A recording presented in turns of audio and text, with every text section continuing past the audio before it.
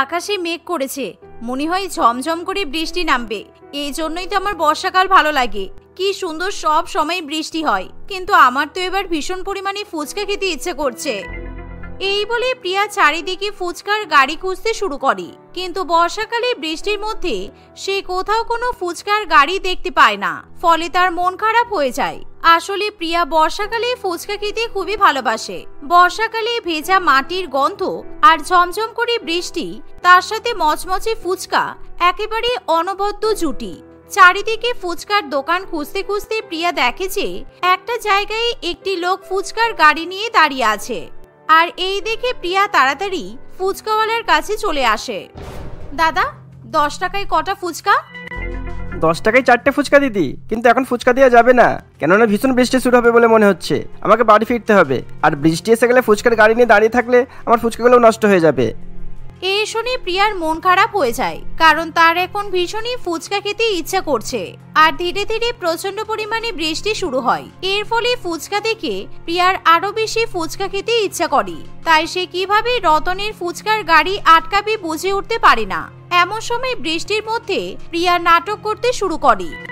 দাদা, আমি জানতাম ফুচকাওয়ালাদের নিয়ম যে তারা কোনো কাস্টমারকে ফিরিয়ে দেয় না, সে ঝড় হোক কিংবা বৃষ্টি হোক, কিন্তু আপনি বর্ষাকালে আমাকে মুখের উপর বলে দিলেন আপনি ফুচকা দিতে পারবেন না। না না দিদি, আপনি ভুল বুঝবেন না, আমি আপনাকে ওইভাবে বলতে চাইনি। আসলে সারাদিন খেটে ফুচকা বিক্রি করি তো, তাই বৃষ্টির জন্য ফুচকাগুলো নষ্ট হয়ে গেলে আমাদের অনেক ক্ষতি হয়ে যাবে। ঠিক আছে, আপনি যখন বলছেন তাহলে আপনাকে কয়েকটা ফুচকা খাওয়াতে পারি, কোনো অসুবিধা নেই। এমন কথা শুনে প্রিয়া খুবই খুশি হয়, কারণ এখন বৃষ্টির মধ্যে সে মুচমুচে ফুচকা খেতে পারবে। রতন ফুচকাওয়ালা তাকে ফুচকা দেওয়া শুরু করলে প্রিয়া কিছুতেই ফুচকা খাওয়া থামাতে চায় না। বৃষ্টি যতই বাড়তে থাকে প্রিয়া তত বেশি বেশি করে ফুচকা খেতে থাকে। এর ফলে রতন ফুচকাওয়ালা বিপদে পড়ে, কারণ সে এখন প্রিয়াকে ফুচকা দেওয়া শুরু করে দিয়েছে। আর এখন যদি সে ফুচকা দেওয়া বন্ধ করে দেয় তাহলে হয়তো সে প্রিয়ার কাছ থেকে টাকা পাবে না। আর বৃষ্টির মধ্যে এমন সুযোগ প্রিয়া কিছুতেই হাতছাড়া করতে চায় না। এটা কি ফুচকা দিচ্ছেন দাদা? আর একটু ঝাল দিয়ে ফুচকা বানান, আলু মাখাতে একদমই ঝাল হয়নি। আর বেশি করে টক জলে টক দিন। জলে টক নেই, আলুতে ঝাল নেই, এরকম করে ফুচকা খাওয়া যায় নাকি? বৃষ্টির মধ্যে ফুচকা খাওয়াচ্ছেন বলে যা ইচ্ছে তাই করে ফুচকা খাওয়াবেন? এই শুনে রতন প্রিয়াকে বেশি বেশি করে ঝাল দিয়ে ফুচকা খাওয়ায়। আর এমন ঝাল ফুচকা খেয়ে প্রিয়ার প্রচন্ড পরিমাণে ঝাল লাগে। এবার সে মিষ্টি দিয়ে ফুচকা বানাতে বলে। আর এরকম করতে করতে প্রিয়া ইচ্ছা করে ফুচকাওয়ালার মাথা গলিয়ে দেয়। আর রতন কিছুতেই ফুচকার হিসাব রাখতে পারে না। আলুতে আরেকটু মিষ্টি জল দিন, ঝাল বেশি হয়ে গেছে।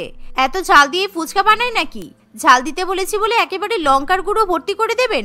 এবার মিষ্টি ফুচকা দিন, তাই বলে আবার বেশি মিষ্টি দেবেন না, যাতে ঝালটা চলে যায় এরকম মিষ্টি দিন। আপনি সেই তখন থেকে বৃষ্টির মধ্যে দাঁড়িয়ে নাটক করছেন। আমি আর আপনাকে ফুচকা খাওয়াতে পারবো না। ঝাল দিলে বলে মিষ্টি দিতে, আর মিষ্টি দিলে বলে ঝাল দিতে। আর এদিকে বৃষ্টির মধ্যে আমার সব ফুচকাগুলো ভিজে যাচ্ছে। তাই আপনি এবার আমাকে টাকা দিন, আর টাকা দিয়ে এখান থেকে বিদায় হন, যান।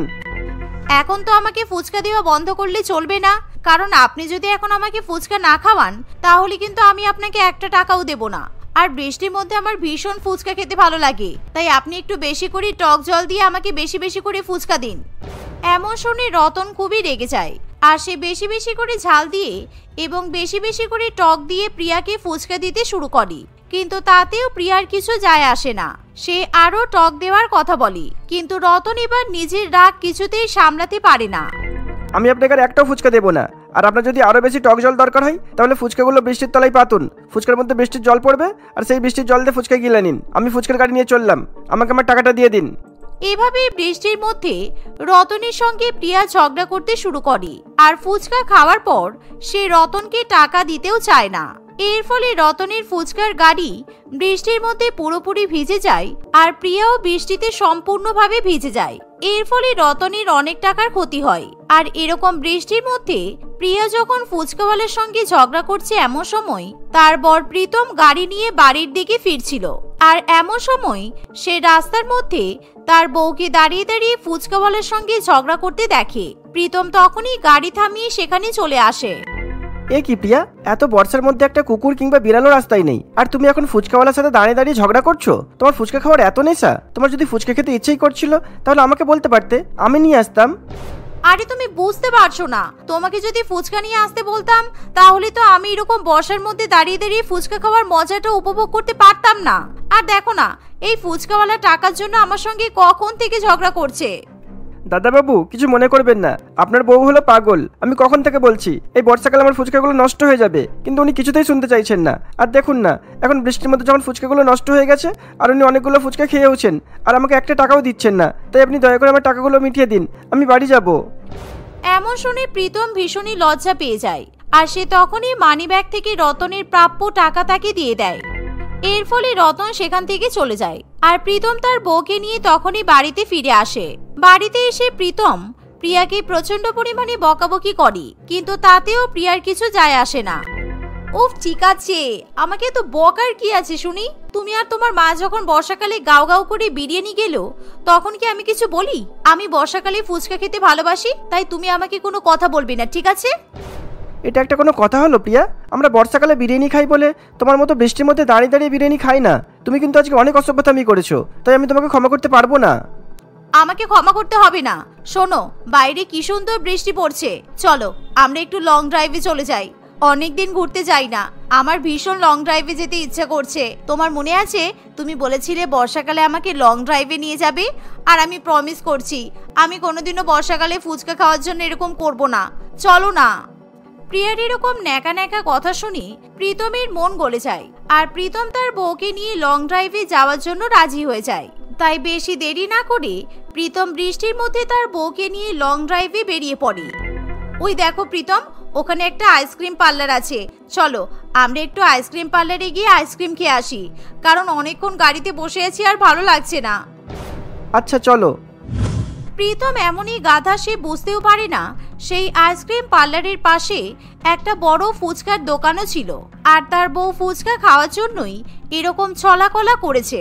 বৃষ্টির মধ্যে দুজনে ছাতা নিয়ে বেরিয়ে আইসক্রিম পার্লারে চলে যায় আর প্রীতম দুটো বড় বড় আইসক্রিম কিনে নিয়ে আসে। কিন্তু প্রিয়ার মন পড়ে থাকে ফুচকার দোকানের দিকে। তার কানে যত বেশি পরিমাণে বৃষ্টির শব্দ এসে পৌঁছায় ততই সে ফুচকার জন্য একেবারে পাগল হয়ে ওঠে। এ বাবা প্রীতম, আমি আমার ফোনটা তো গাড়িতেই ফেলে এসেছি, তুমি একটু ফোনটা নিয়ে এসে দেবে গো, কারণ আমি আমার আর তোমার একটা সেলফি তুলবো, আমার খুব ফটো তুলতে ইচ্ছে করছে, যাও না। বউয়ের এত মিষ্টি মিষ্টি কথা শুনে প্রীতম দৌড়ে গাড়ি থেকে ফোন নিয়ে আসতে চলে যায়। আর এমন সময় প্রিয়া তাড়াতাড়ি ফুচকার দোকানে গিয়ে বেশি বেশি করে ফুচকা খেতে শুরু করে। বর্ষাকালে বৃষ্টির মধ্যে এতক্ষণ পর তার পেটে যখন ফুচকা পড়ে তখন প্রিয়া প্রচন্ড পরিমাণে শান্তি পায়। উফ, কি শান্তি! প্রীতম এখন আমার ফোন আনতে গেছে, এই সুযোগে আমি বেশি বেশি করে ফুচকা খেয়ে নি। এত সুন্দর বৃষ্টি পড়ছে আর ফুচকা না খেয়ে থাকা যায় নাকি? দাদা, বেশি করে টক ঝাল দিয়ে ফুচকা দিন আর জলটাও বেশি করে দিন। দিদি, সেই সকাল থেকে ফুচকা বিক্রি করছি, টক জল শেষ হয়ে গেছে, আপনি একটু অপেক্ষা করুন, আমি এক্ষুনি জল নিয়ে আসছি, তারপর টক জল বানিয়ে আপনাকে ফুচকা দিচ্ছি, একটুখানি অপেক্ষা করুন, আমি আসছি। হ্যাঁ। এই বলে শ্যামল ফুচকাওয়ালা টক জল বানানোর জন্য জল আনতে চলে যায়। আর প্রীতম এমন সময় সেখানে এসে দেখে প্রিয়া ফুচকার দোকানের সামনে এসে 10-12টা ফুচকা হাতে নিয়ে দাঁড়িয়ে আছে। এই দেখে প্রীতম প্রচন্ড পরিমাণে রেগে যায় আর সে ভালো করেই বুঝতে পারে যে প্রিয়া তাকে ফুচকা খাওয়ার জন্য মিথ্যা কথা বলে লং ড্রাইভে নিয়ে এসেছে। তুমি সেই আবার বৃষ্টির মধ্যে দাঁড়িয়ে দাঁড়িয়ে ফুচকা খাচ্ছ? এই নাকি তুমি আমাকে প্রমিস করেছিলে যে তুমি কোনোদিনও বৃষ্টির মধ্যে ফুচকা খাবে না, কিন্তু দেখলে তো তুমি নিজের প্রমিস নিজেই ভেঙে দিলে। আমি তোমার সাথে আর কোনোদিনও কথা বলবো না, আর তাড়াতাড়ি করে বাড়ি ফিরে চলো। প্লিজ এরকম করো না প্রীতম, আজকেই লাস্ট, আমি আর কখনো বর্ষাকালে ফুচকা খাবো না। তুমি এই বৃষ্টির মধ্যে দাঁড়িয়ে থেকো না, তুমি বরঞ্চ গাড়িতে গিয়ে বসো, আমি এক্ষুনি ফুচকা খেয়ে যাচ্ছি। ফুচকাওয়ালা টক জল বানানোর জন্য জল আনতে গেছে, ও জল নিয়ে এসে ফুচকা বানালেই আমার ফুচকা খাওয়া যাবে। প্লিজ প্রীতম, তুমি রাগ করো না। বউয়ের এমন কথা শুনে প্রীতমের আর কিছু করার থাকে না। আর প্রীতম যেহেতু বৃষ্টির মধ্যে বাইরে দাঁড়িয়ে থাকতে চায় না, তাই সে গাড়িতে গিয়ে বসবে বলে ঠিক করে। কিন্তু এমন সময় প্রীতম দেখে যে বাবা, কি বৃষ্টি! এখন আবার টক জল বানানোর জন্য বাড়ি থেকে জল নিয়ে আসবে। সামনেই তো পচা নর্দমা রয়েছে, আর ওইখান থেকেই জল নিয়ে যাব। আর জলটা তো খুব বেশি নোংরা নয়, আমি বরং এখান থেকে জল তুলে নিই আর তারপর জল নিয়ে ফুচকা বানিয়ে ওই মহিলাকে খাইয়ে দিই, তাহলে আমাকে জল বানাতে গিয়ে বেশি মশলা দিয়ে আর খাটতেও হবে না। এই বলে শ্যামল বোতলে করে নর্দমার জল তুলতে শুরু করে। আর এই দৃশ্য দেখে প্রীতম খুবই ভয় পেয়ে যায়, কারণ সে ভালো করে বুঝতে পারে ওই ফুচকাওয়ালা শ্যামল তার বউকে বৃষ্টির মধ্যে নর্দমার জল দিয়ে ফুচকা বানিয়ে খাওয়াবে। শ্যামল তাড়াতাড়ি সেই নর্দমার জল নিয়ে চলে আসে আর সেই জল দিয়ে ফুচকা বানাতে শুরু করে। ইতিমধ্যে প্রীতমও ফুচকার দোকানের দিকে দৌড়ায়, কিন্তু ততক্ষণে ফুচকাওয়ালা সেই নর্দমার জল দিয়ে বানানো ফুচকা প্রিয়ার হাতে দিয়ে দেয় আর প্রিয়া গপ গপ করে 10টা ফুচকা ইতিমধ্যে খেয়ে নেয়। তুমি এই নর্দমার জল দিয়ে ফুচকাগুলো খেয়ে নিলে? এ বাবা, ইস, ওই লোকটা তো তোমাকে নর্দমার জল দিয়ে টক জল বানিয়ে ফুচকা খাইয়েছে। এই জন্য বলি, বর্ষাকালে যেখানে সেখানে ফুচকা খাবে না, এবার তোমার নির্ঘাত পেট খারাপ হবে। এখনই ফুচকাগুলো ফেলে দাও আর আমার সাথে চলো। আর এই যে বদমাইশ ফুচকাওয়ালা, তোমার নামে আমি কেস করব। তুমি বর্ষাকালে নর্দমার জল দিয়ে ফুচকা বানাও, দেখাচ্ছি মজা তোমাকেও। কি নর্দমার জল? এবার কি হবে প্রীতম? তোমার কথা শুনে আমার গা গোলাচ্ছে, আমার ভীষণ বমি পাচ্ছে। বদমাইশ ফুচকাওয়ালা, তুই আমাকে নর্দমার জল দেওয়া ফুচকা খাইয়েছিস, শয়তান লোক কোথাকার। এই বলে প্রিয়া ভীষণ পরিমাণে বমি করতে শুরু করে। আর এরকম নর্দমার জল দেওয়া ফুচকা খেয়ে কিছুতেই প্রিয়ার বমি বন্ধ হতে চায় না। অন্যদিকে শ্যামল ফুচকাওয়ালা ভয়ের চোটে ফুচকার গাড়ি নিয়ে দৌড়ে পালায় আর প্রীতম তাড়াতাড়ি করে তার বউকে নিয়ে হসপিটালে যায়। ডাক্তারবাবু প্রিয়ার চিকিৎসা করতে শুরু করে। দেখুন, বর্ষাকালে নর্দমার মধ্যে অনেক রকমের জার্ম থাকে, আর ওই রকম জল দিয়ে ফুচকা খেলে ফুড পয়জন তো হওয়াটা স্বাভাবিকই। আমি বারবার আপনাদের পেশেন্টদের বলি, বর্ষাকালে যেখানে সেখানে দাঁড়িয়ে এরকম ফুচকা খাওয়া উচিত নয়। কিন্তু আপনি চিন্তা করবেন না, আমি আপনার ওয়াইফকে ওষুধ দিয়ে দিয়েছি, কিছুক্ষণ পরে ওনার বমি বন্ধ হয়ে যাবে।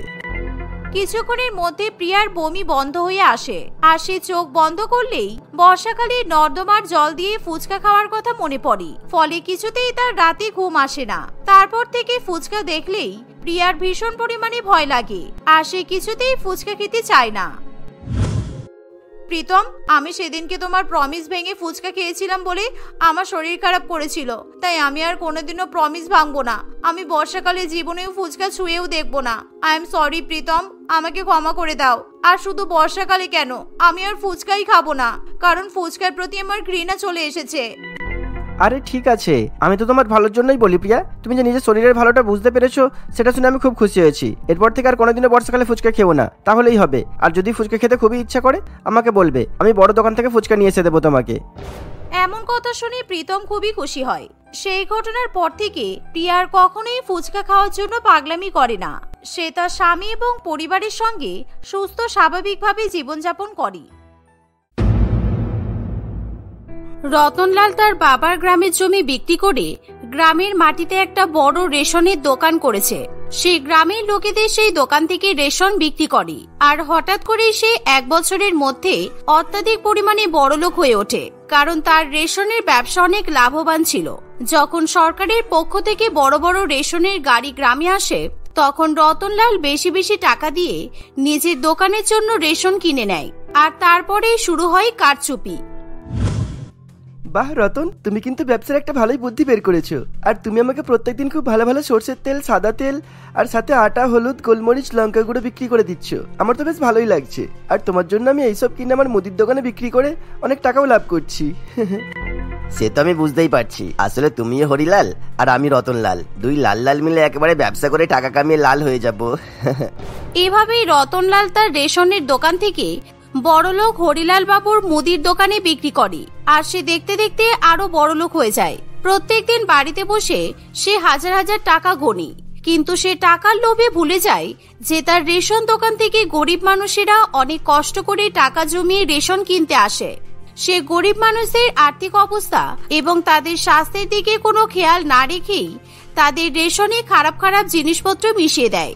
একদিন যেই শহর থেকে সরকারের পক্ষ থেকে রেশনের গাড়ি আসে, তখনই রতনলাল বাবু, এই রেশনের মধ্যে আমি চালের সাথে বেশি করে পাথর, ডালের সঙ্গে বেশি করে কাঁকড় আর সাথে লঙ্কার গুঁড়োর মধ্যে ইটের গুঁড়ো মিশিয়ে দিলাম। আর ভালো ভালো রেশনগুলো দোকানে সাইড করে দিই। ভালো রেশনগুলো তো আমি হরিলালকে বিক্রি করে দেবো। তারপর নয় হরিলাল এর মধ্যে পাথর কাঁকড় মিশিয়ে নিজের মুদির দোকানে বিক্রি করবে, সে আমার দেখার দরকার নেই। এই বলে রতনলাল সব রেশনে বেশি বেশি করে ইট, পাথর, বালি মেশাতে শুরু করে। গ্রামের লোকেরা তার কাছ থেকে রেশন কিনতে এলে সেই রেশন গ্রামের লোকেদের কাছে সে একই দামে বিক্রি করে। আর গ্রামের লোকেরা যেহেতু গরিব, তাই তারা অবুঝের মতো সেই জিনিসপত্র মেশানো রেশনই খেতে শুরু করে।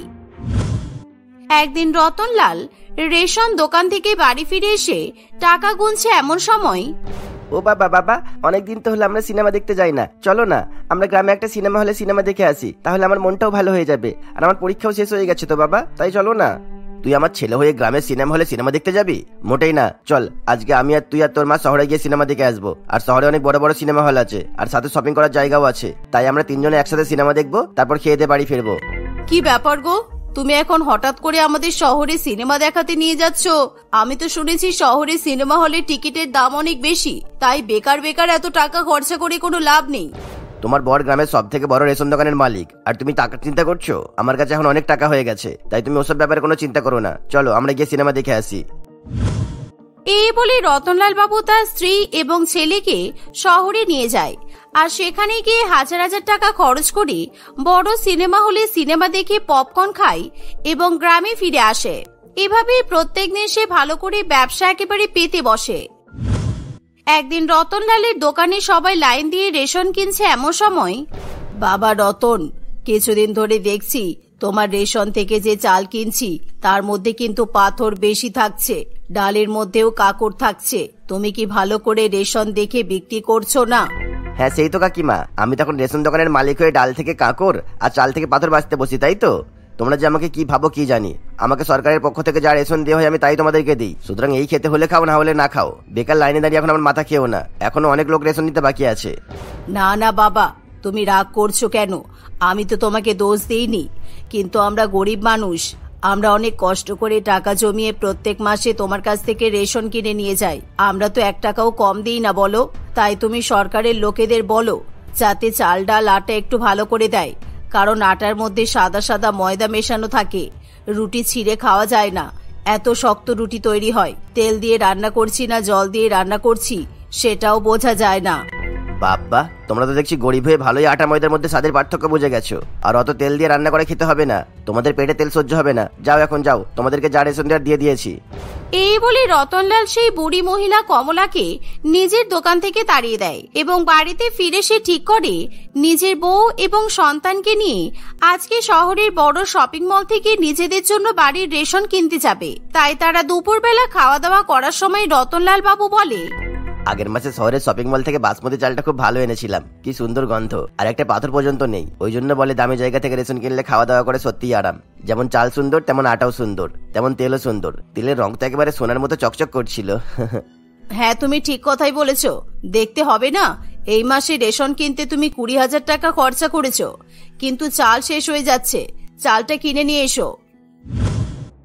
সেদিন সন্ধ্যাবেলা তারা আবার শহরের বড় শপিং মলে মাসকাবারির রেশন কিনতে চলে যায়, আর সেখানে গিয়ে অনেক অনেক চালের বস্তা, সুন্দর সুন্দর তেলের বোতল, আটার প্যাকেট দেখে চম্পা দেবী একেবারে অবাক হয়, কারণ সে এরকম জিনিসপত্র শপিং মল থেকে আগে কোনোদিনও কেনেনি। তাই সেদিন তারা অনেক অনেক রেশনপত্র কিনে ফেলে আর অনেক টাকাও খরচ করে। বাবা, এখানে কত চকলেট আছে, তারপর ম্যাগি আছে, চাউমিনও আছে, আমি সবকিছু কিনবো বাবা, তুমি আমাকে সবকিছু কিনে দাও, আমি এগুলো বাড়িতে নিয়ে গিয়ে খাবো। না না, ওইসব কিছু কেনার দরকার নেই, ওগুলো খেলে শরীর খারাপ করবে, তোমাকে আমি এগুলো খেতে দেবো না। রেশন কিনতে গিয়ে সব টাকা খরচ করার কোনো দরকার নেই। তুমি চুপ করো গিন্নি, কিচ্ছু হবে না। শহরের বড় লোকের ছেলেটা মাসের রেশনে Maggi, chips, cold drinks, chocolate সবকিছু কেনে, তাই আমাদের ছেলেও সবকিছু কিনবে, আর তার জন্য আমি টাকা দেবো। আর এসব খেলে শরীর কিছুই খারাপ হবে না, কারণ শহরে সবাই তো খায়, তাই আমার ছেলে ওই দামি দামি খাবার খাবে। আর আজকে আমরা বাড়ি ফেরার সময় বড় রেস্টুরেন্টে খেয়ে তারপর বাড়ি ফিরবো। আচ্ছা ঠিক আছে, আমারও আর বাড়ি গিয়ে রান্না করতে ইচ্ছে করবে না। এই বলে রতনলাল তার বউ এবং বাচ্চাকে নিয়ে রেস্টুরেন্ট থেকে খেয়ে গ্রামে ফিরে যায়।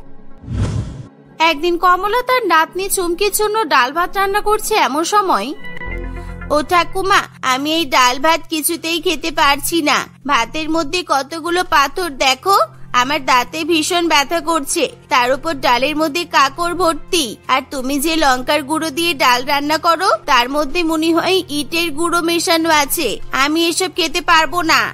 আমি সবকিছু জানি রে মা, কিন্তু কি করব বল, আমাদের গ্রামে একটাই তো রেশনের দোকান আছে, তাই আমাদের এসব আজে বাজে রেশনই কিনতে হয়, তোকে এগুলোই খেতে হবে, আমার কিছু করার নেই, কারণ আমরা গরিব, আমাদের বড় জায়গা থেকে রেশন কেনার মতো তো ক্ষমতা নেই। এই বলে কমলা তার নাতনিকে ওইসব আজে বাজে খাবার নিজের হাতে খাইয়ে দেয়। আর পরের দিন সকালবেলা ঘুম থেকে ওঠার পরই চুমকির ভীষণ পরিমাণে শরীর খারাপ করে, আর তার পেটেও প্রচন্ড পরিমাণে ব্যথা শুরু হয়। সে ব্যথায় ভীষণ পরিমাণে কান্নাকাটি করতে থাকে, কারণ বাচ্চা মেয়ে পেটের ব্যথা সহ্য করতে পারে না। ঠাকুমা, আমার পেটে খুব ব্যথা করছে, আমার পেটে ভীষণ ব্যথা করছে, তুমি আজকে আমাকে ডাক্তারের কাছে নিয়ে চলো না ঠাকুমা, আমার পেটে ব্যথা না হলে কমবে না। এত চিন্তা করিস না মা, আমি তোকে এক্ষুনি ডাক্তারের কাছে নিয়ে যাচ্ছি, এক্ষুনি পেটের ব্যথা ঠিক হয়ে যাবে, কোনো কষ্ট হবে না তোর। এই বলে কমলা তার নাতনিকে সরকারি চিকিৎসা কেন্দ্রে নিয়ে যায়, কারণ তার বড় ডাক্তারের কাছে যাওয়ার মতো ক্ষমতা নেই। কিন্তু সেখানে গিয়ে সে দেখে যে গ্রামের গরিব মানুষেরা পেটে ব্যথার জন্য আগে থেকে লাইন দিয়ে দাঁড়িয়ে আছে, কারণ সকলেই রতনলালের দোকানের রেশনের জিনিসপত্র খেয়ে শরীর খারাপ করেছে। সেই সময় কমলারও কিছু করার থাকে না, সে অটো করে পাশের গ্রামের এক বড় ডাক্তারের কাছে চলে যায়। না মাসিমা, আমি আপনার নাতির চিকিৎসা করতে পারবো না, কারণ আমি ফিস ছাড়া চিকিৎসা করি না। আর আপনি আমাকে টাকা দিন, আমি নিশ্চয়ই আপনার নাতির চিকিৎসা শুরু করে দেব। দেখুন ডাক্তার বাবু, আমার কাছে এখন টাকা নেই, আমার গলায় এই ছোট্ট সোনার চেনটা আছে, আপনি এই চেনটা নিজের কাছে রেখে দিন, আর দয়া করে আমার নাতনিকে সুস্থ করে তুলুন, না হলে আমার নাতনি পেটে ব্যথায় মরে যাবে। ডাক্তারবাবু সোনার চেন হাতে নিয়ে চুমকি চিকিৎসা করতে শুরু করে দেয়। চুমকির পেটে ব্যথা কমানোর জন্য সে সাধারণ ওষুধ দিয়ে সেখান থেকে কমলা এবং চুমকিকে চলে যেতে বলে। অন্যদিকে কিছুক্ষণ পর রতনলাল সেই ডাক্তারের চেম্বারে এসে হাজির হয়, আর ডাক্তারকে অনেক অনেক টাকা দেয়, কারণ ডাক্তারবাবুকে রতনলাল আগে থেকেই টাকা দিয়ে হাত করে রাখে। এরকম রেশন খেয়ে যেহেতু সকলের শরীর খারাপ হচ্ছে, তাই রতনলালের উপর যাতে ডাক্তারবাবু কোনো কেস না করে সেই জন্য তাকে অনেক অনেক টাকা দেওয়া হয়। এভাবেই দেখতে দেখতে কিছুদিন কাটে। একদিন, ছেলেটার জন্য পাস্তা রান্না করব, লঙ্কার গুঁড়ো, হলুদ গুঁড়ো, গোলমরিচ সব তো একেবারে শেষ হয়ে গেছে, কিন্তু এখন যদি ওর বাবাকে ফোন করে বলি রেশন দোকান থেকে সবকিছু পাঠিয়ে দিতে, তাহলে আমার উপর রেগে যাবে, কারণ ও তো এখন কাজে ব্যস্ত, কোথা থেকে এসব কিনবো বুঝতে পারছি না। যাই, আমি বরঞ্চ হরিলালের দোকান থেকে গিয়ে সবকিছু কিনে নিয়ে আসি, তারপর ছেলেটাকে পাস্তা বানিয়ে দেব। এই কথা বলে চম্পা তাদের বাড়ির চাকরকে হরিলালের দোকানে লঙ্কা গুঁড়ো, মরিচের গুঁড়ো এবং তার সঙ্গে হলুদ গুঁড়ো কিনতে পাঠিয়ে দেয়, আর হরিলাল সেই চাকরকে সব জিনিসপত্র দিয়ে দেয়। হরিলালও যেহেতু রতনলালের মতোই সমস্ত খাবারের জিনিসপত্রে ইটের গুঁড়ো, পাথরের গুঁড়ো মিশিয়ে বিক্রি করে, তাই সেও প্রচন্ড পরিমাণে বড়লোক ছিল। কিন্তু চম্পা সেই বিষয়ে কিছু জানতো না, তাই সে আজে বাজে মশলাপত্র দিয়েই সে তার ছেলের জন্য পাস্তা বানিয়ে দেয়, আর পরম সেই পাস্তা খেয়ে নেয়। পরের দিন সকালবেলা থেকেই পরমের ভীষণ পরিমাণে রক্ত বমি শুরু হয়ে যায়। মা, ও মা, আমার পেটে খুব যন্ত্রণা করছে মা, তুমি দয়া করে আমাকে বাঁচিয়ে নাও, কিছুতেই আমার বমি বন্ধ হচ্ছে না, কালকে পাস্তা খাওয়ার পর থেকে আমার শরীর খুব খারাপ হয়ে গেছে। এই কথা বলে কাঁদতে কাঁদতে হঠাৎ করে চম্পা ছেলে অজ্ঞান হয়ে পড়ে যায়। এর ফলে চম্পা ভীষণ পরিমাণে ভয় পেয়ে যায়, আর সেই মুহূর্তে ডাক্তারবাবুর কাছে নিজের ছেলেকে নিয়ে যায়। অন্যদিকে চম্পা তার স্বামীকে ফোন করে সেই ঘটনা জানালে রতনলালও কাঁদতে কাঁদতে ডাক্তারের চেম্বারে আসে। দেখুন, আমি জানি না পাস্তার মধ্যে কি মেশানো ছিল, কিন্তু আপনার ছেলের পেটের অবস্থা খুব খারাপ, আর ও কোনোদিনও সুস্থ হবে না, ওর পেটের পাকস্থলী একেবারে নষ্ট হয়ে গেছে, তাই ওকে সবসময় গলা গলা খাবার খেতে হবে, আমাকে কোনোদিনও সুস্থ করতে পারবো না। এই শুনে চম্পা এবং রতনলাল দুজনেই ভীষণ পরিমাণে কান্নাকাটি করে।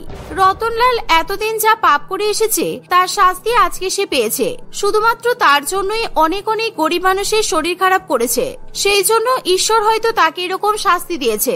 রতনলাল যখন চম্পার কাছ থেকে জানতে পারে চম্পা হরিলালের দোকান থেকে মশলাপাতি কিনেছে, তখন সে একেবারে আটকে ওঠে, কারণ সে ভালো করেই জানে হরিলালও তার মতো অসৎ ব্যবসায়ী। তাই সে কি করবে কিছু বুঝতে না পেরে কাঁদতে কাঁদতে নিজের বউয়ের সামনে সমস্ত সত্যি ঘটনা স্বীকার করে। আমায় ক্ষমা করে দাও চম্পা, আজকে আমার জন্য আমার ছেলের এই অবস্থা, ও কোনোদিনও সুস্থ হবে না। আমি যদি এরকম পাপ কাজ না করতাম আর গরিব লোকদের রেশন নিয়ে এরকম নোংরামি না করতাম, তাহলে আমাকে আর এই দিন দেখতে হতো না। আমি ভাবতে পারছি না তুমি এতটা বাজে হতে পারো, আর কদিন ধরে গ্রামের সকল বাচ্চাদের শরীর খারাপ করছে, আমি এখন বুঝতে পারছি। আর ওই হরিলালের দোকানের বাজে জিনিসপত্র খেয়ে সবার শরীরের এই অবস্থা হয়েছে। তুমি এরকম রেশন নিয়ে নোংরামি করলে, ছি ছি ছি ছি। আজকে দেখেছো আমাদের ছেলের কি অবস্থা, তুমি সবার কাছে ক্ষমা চেয়ে নাও, আর রেশনের টাকা সবাইকে ফিরিয়ে দাও, আর তুমি কখনো রেশনের মধ্যে এরকম বাজে বাজে জিনিস মেশাবে না। রতনলাল তার বউয়ের কথা শুনে এবং ছেলের অবস্থা দেখে নিজের ভুল বুঝতে পারে, আর সে তখনই তাই সে সরকারের কাছ থেকে নিজের রেশন দোকানের লাইসেন্স ক্যান্সেল করে দেয়, আর পুলিশের কাছে গিয়ে সব ঘটনা জানায়। সেই সাথে গরিব মানুষের কাছে সে হাত জোড় করে ক্ষমা চায় আর তাদের সকলেই রেশনের টাকাও ফিরিয়ে দেয়। কিন্তু সে যেহেতু নিজের মুখে সত্যি ঘটনা স্বীকার করে, তাই পুলিশ তাকে ধরে নিয়ে যায় না, বরঞ্চ প্রত্যেক মাসে তাকে কিছু টাকা সরকারের রেশনের খাতে দিতে হয়। আর তারপর থেকে কোনোদিনও রতনলাল ধনী হয়ে গরিবদের রেশন নিয়ে ছেলে খেলা করে না।